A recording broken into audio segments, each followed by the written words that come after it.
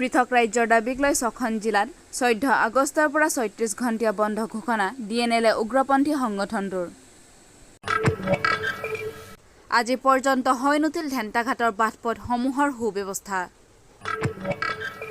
পাৰখোৱা medical IB নমাটি MSC সমষ্টিৰ এখন BJP পাৰ্টিৰ সভা আয়োজন। ফৰেষ্টাৰ জৱাহৰলাল পণ্ডিতৰ বিৰুদ্ধে পোৱা বাতৰি সত্য নহয় বুলি সাংবাদিকৰ আগত প্ৰকাশ। ডিফুত কাৰা আৰু ক্ৰাৰ দ্বাৰা সংবাদমেল অনুষ্ঠিত। নমস্কাৰ, আজিৰ প্ৰাইম টাইমলৈ সকলোকে স্বাগতম জনাই ষ্টুডিঅ'ৰ মজিয়াত মই গাংগুত্ৰী বৰা। পৃথক ৰাজ্যৰ দাবীক লৈ ৬খন জিলাত ১৪ আগষ্টৰ পৰা ৩৬ ঘণ্টীয়া বন্ধ ঘোষণা DNLে উগ্ৰপন্থী সংগঠনটোৰ। ৰাজ্যৰ ৬খন জিলা কাৰ্বি আংলং, হোজাই, কাছাৰ, হাইলাকান্দি, কৰিমগঞ্জ, ডিমা হাছাও এইকেইখন জিলাক লৈ হিৰিম্বা ৰাজি নামৰ পৃথক ৰাজ্য দাবী কৰিছে DNLে সংগঠনটোৱে। नमस्ते। आज हम लोग मीडिया में क्यों आया बोलने से हम लोग किसी का माटी किसी का ज़मीन हम लोग डिमांड नहीं कर रहा है। हम लोग पहले से हम लोग का दिमासा कचहरी का जो राज्य है उसको हम लोग क्लाइम कर रहा है और हम लोग मिलने का राइट है, हक है बोल के असम सरकार और भारत सरकार को भी मालूम है। इसलिए जब तक हम लोग का फुलफिल नहीं होगा ये हम लोग का आंदोलन जारी रहेगा। और पहले DNSF, DST, DCJ उन्होंने भी आंदोलन करके गया और 1991 से आज तक भी आचू यानी ऑल डिमोसा स्टूडेंट यूनियन उन लोगों भी ये आंदोलन कर रहा है। अभी तक हम लोग का डिमोसा कचहरी का समस्या प्रॉब्लम अभी तक असम सरकार और भारत सरकार अभी तक प्रॉब्लम सॉल्व नहीं कर रहा है। इसलिए आज DNL के थ्रू से असम सरकार और भारत सरकार को मैसेज दे रहा हूँ। हम लोग को जो डिमांड है हम लोग जो क्लेम कर रहा है उसको असम सरकार और भारत सरकार फुलफिल करो और करना भी चाहिए और करेगा बोल के मैं आशा भी करता हूँ। बोलने को बहुत है लेकिन ज़्यादा नहीं बोलेगा। आज हमारा एडवाइस शॉर्ट से यही समाप्त किया है। Thank you. কাৰ্বি আংলং সাহিত্য শাখিত পৰিষদৰ অন্তৰ্গত তথা কৰকান্থী পৰিষদীয় সমষ্টিৰ অধীনৰ ধেন্তাঘাটৰ বাছুগাঁও আৰু বিনিহানছে নামৰ দুখন গাঁৱৰ বাটপথৰ অৱস্থা তেনেই শোচনীয়। উল্লেখযোগ্য যে সাহিত্য শাখিত পৰিষদৰ ৭০ বছৰ উকলি যোৱাৰ পিছতো আজি পৰ্যন্ত জিলাখনৰ বহু এনে ঠাই আছে যাৰ অৱস্থা দেখিলে আপোনালোকৰ চকু কপালত উঠিব। তেনে এখন ঠাই হৈছে ধেন্তাঘাট অঞ্চলৰ বাছুগাঁও আৰু বিনিহানছে নামৰ এই গাঁও দুখন।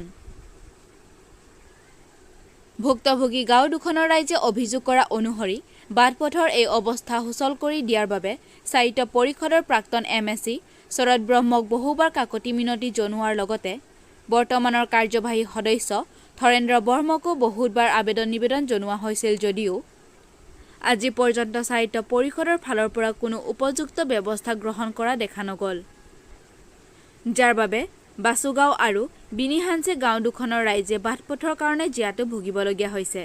সেয়েহে কাৰ্বি আংলং সাহিত্য শাখিত পৰিষদৰ মুখ্য কাৰ্যবাহী সদস্য তুলিৰাম ৰংহাঙক বাটপথসমূহৰ সুব্যৱস্থা কৰি দিবলৈ অনুৰোধ জনায়।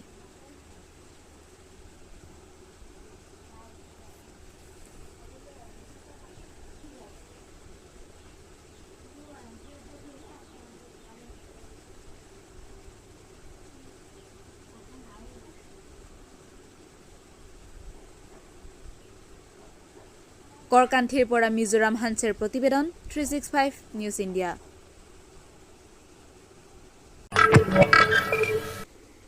যোৱা 10 আগষ্টৰ দিনা পাৰখোৱা মেডিকেল IBৰ নমাটি MSC সমষ্টিত এখন বিজেপি পাৰ্টিৰ সভা আয়োজন কৰা হয়।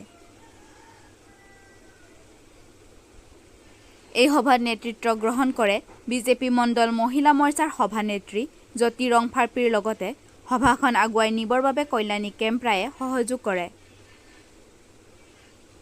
সভাখনত আগন্তুক MSC নিৰ্বাচনত নমাটিৰ প্ৰাৰ্থীজনক কেনেদৰে জয়যুক্ত কৰাব সেই বিষয়ে আলাপ আলোচনা কৰি সভাখন আগুৱাই নিয়ে।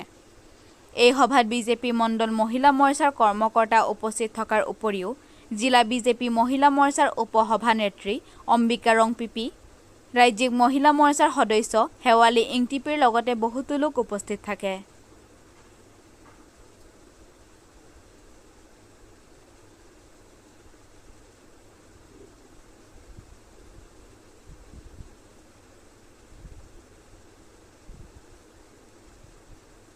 ডকমকাৰ পৰা ৰুবি সিং হানছেৰ প্ৰতিবেদন 365 নিউজ ইণ্ডিয়া।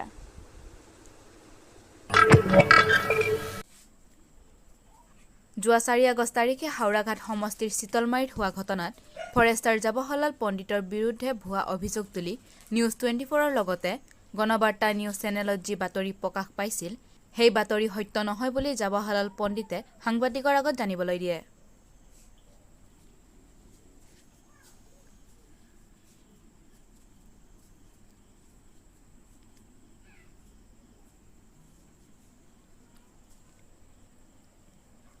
হাওৰাঘাটৰ পৰা ইন্দ্ৰজিৎ ৰংফাৰৰ প্ৰতিবেদন 365 নিউজ ইণ্ডিয়া।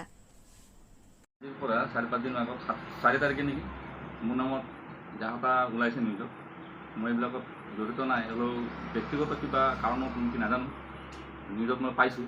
পাই পেলাই মই বস্তুটো চালোঁ, তাৰপিছত দেখা পালোঁ যে মোৰ বদনাম কৰি আছে। মই তাত একো কমেণ্টো কৰা নাই, একো কোৱাও নাই।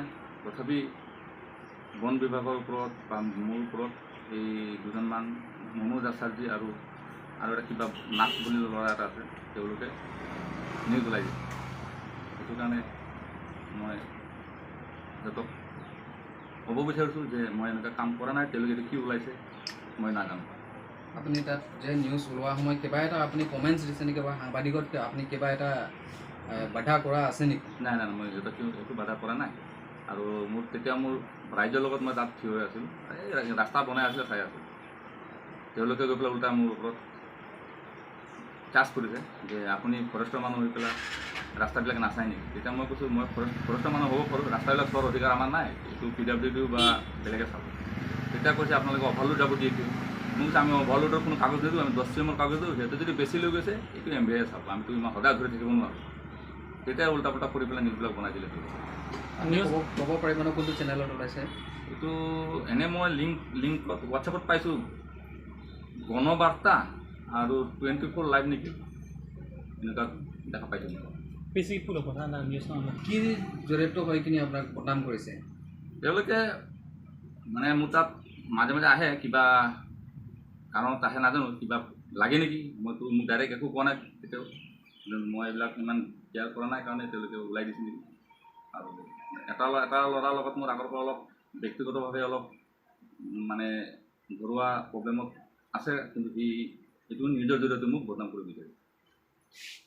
মই তেওঁলোকে এইটোও ক'ব বিচাৰোঁ, তেওঁলোকে আমাৰ সাংবাদিক হৈছে আমাৰ ভাৰতৰ 4 নম্বৰ স্তম্ভ। তেওঁলোকে ভালদৰে নিউজবিলাক কৰক, যিবিলাক কৰিলে মানুহৰ উন্নতি হ'ব, যিবিলাক কৰিলে মানুহ ভালদৰে চলিব পাৰিব। এই যাহাতা কাৰ ঘৰত মুৰ্গী মৰিছে, কাৰ ঘৰত লাও মৰিছে, কাৰ ঘৰত কি হৈছে, ব্যক্তিগত কাৰো ওপৰত এইবিলাক কৰিব নালাগে। ভাল কাম কৰক, ৰাইজে ভাল পাব। কি কাৰণত আপোনাৰ বদনাম কৰিছে আৰু কি কাৰণত আপোনাৰ তেনেকুৱা নিউজত ওলোৱা হৈছে?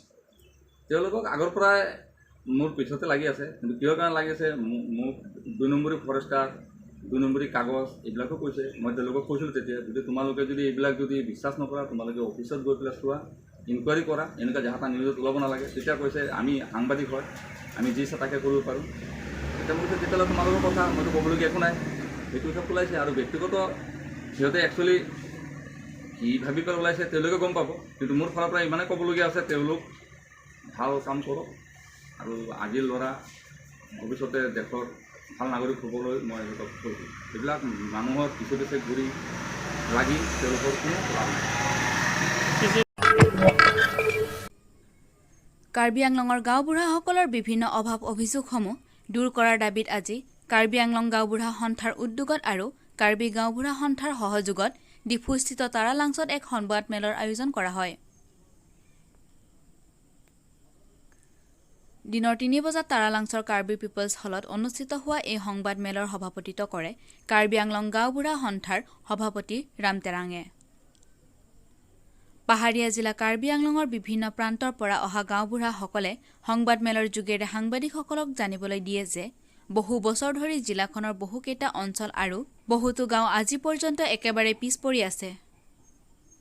এই ক্ষেত্ৰত বিশেষভাৱে জিলাখনৰ ভিতৰুৱা অঞ্চলত অপৰিৱৰ্তিত হৈ ৰোৱা বাটপথসমূহৰ সুব্যৱস্থা, বিশুদ্ধ খোৱাপানীৰ ব্যৱস্থা, বিদ্যালয়সমূহৰ উন্নতিকৰণৰ ব্যৱস্থাকে আদি কৰি বিভিন্ন সমস্যাসমূহ দূৰ কৰি পাহাৰীয়া জিলাখনলৈ এক সুনিস্থিৰ বাতাবৰণ কঢ়িয়াই আনিবলৈ কাৰ্বি আংলং স্বায়ত্তশাসিত পৰিষদৰ মুখ্য কাৰ্যবাহী সদস্য তুলিৰাম ৰংহাঙক অনুৰোধ জনোৱাৰ লগতে কাৰ্বি আংলঙৰ এই দুয়োটা গাঁওবুঢ়া সংগঠনে বহু বছৰ ধৰি বিভিন্ন ক্ষেত্ৰত ভোগ কৰি অহা তেওঁলোকৰ অসুবিধাসমূহৰ প্ৰতিও যাতে অলপ দৃষ্টি দিয়ে, তাৰ বাবে স্বায়ত্তশাসিত পৰিষদৰ মুখ্য কাৰ্যবাহী সদস্যগৰাকীক কাতৰ অনুৰোধ জনায়।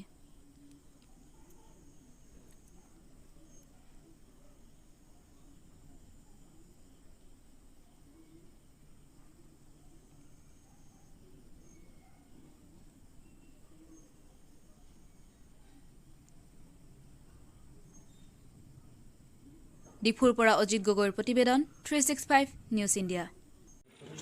আমাৰ কাৰ্বি আংলং গাঁওবুঢ়া সন্থা আৰু কাৰ্বি গাঁওবুঢ়া সন্থা দুটা দলৰ মিলি আমি কাৰ্বি ট্ৰেডিশ্যনেল ভিলেজ পক্ষে আমি প্ৰায় 6 বছৰ হৈছে আমি যিটো আন্দোলন কৰা, যিটো আমি প্ৰাপ্য, এইটো প্ৰাপ্যটো আমি বিচাৰি আহিছোঁ, ডিমাণ্ড কৰি আহিছোঁ। আজি আমি কাৰ্বি আংলং গাঁওবুঢ়া সন্থা আৰু কাৰ্বি গাঁওবুঢ়া সন্থা দুয়ো মিলি আমি আজি এই সংবাদ মেলাজন কৰিছোঁ আৰু তাৰ মাজতে আহিবলগা দিনবিলাকত আমাৰ যি দুটা সংগঠনে ঐক্যমতভাৱে কাম কৰি যাম আৰু আমাৰ মাজত কোনো ভেদ নাই আৰু আহিবলগীয়া দিনো নাথাকিব।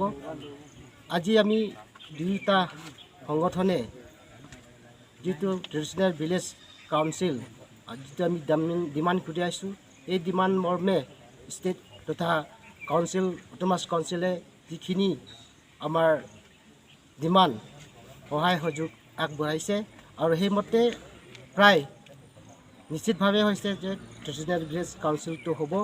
আৰু তাৰ মাজতে কিছুমান দল সংগঠন বা ব্যক্তিসকলে ব্যক্তিভাৱে যে আমাৰ যিটো সংগঠনক দুৰ্বল কৰিবৰ কাৰণে বিভিন্ন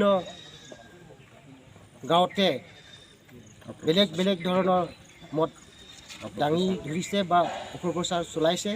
কিন্তু আমি এই দুটা দলে বা দুটা সংগঠনে কাৰ্বি আংলঙৰ কাৰ্বি ৰাইজৰ সুবিধাৰ কাৰণে বা সুৰক্ষাৰ কাৰণে আমি ডেভেলপমেণ্ট কাৰণে যি আমি দুয়োটা সংগঠনে প্ৰায় 6 বছৰ আন্দোলন কৰি আহিছে আৰু তাৰ মাজত কোনোবা যদি আমাৰ দলৰ দুৰ্বল কৰিব বিচাৰে বা আমাৰ ওপৰত কোনোবা যদি মিছপ্ৰপাগাণ্ডা কৰে, তাৰ ওপৰত আমিও তেওঁলোকৰ আমি হাতত ল'বলগীয়া হ'ব। বা যদি আমাৰ দলক আমি যিটো সংগঠন যি আমি প্ৰতিবাদ আন্দোলন কৰিছোঁ তাৰ যদি আমাক সহায় কৰে, তেতিয়াহ'লে আমি সেই দলক বা ব্যক্তিকো আমি সহায় কৰিম আৰু ভৱিষ্যতেও তেওঁলোকৰ হাতত আমি থাকিম। আৰু আমি কাৰো দলৰ নহয়, আমি দুটা সংগঠনে আমি নিৰ্দলীয় হিচাপে আছোঁ আৰু আমি নন পলিটিকেল অৰ্গেনাইজেশ্যন আছোঁ। আমি ছ'চিয়েল মাধ্যমেৰে আমি সেইটো কাম কৰি যাম আৰু আহিবলগীয়া দিনবিলাকৰ আমি সেইটো পথেৰে যাম। আজিৰ প্ৰাইম টাইমৰ পৰা মই বিদায় লৈছোঁ। চাই থাকিব 365 নিউজ ইণ্ডিয়া।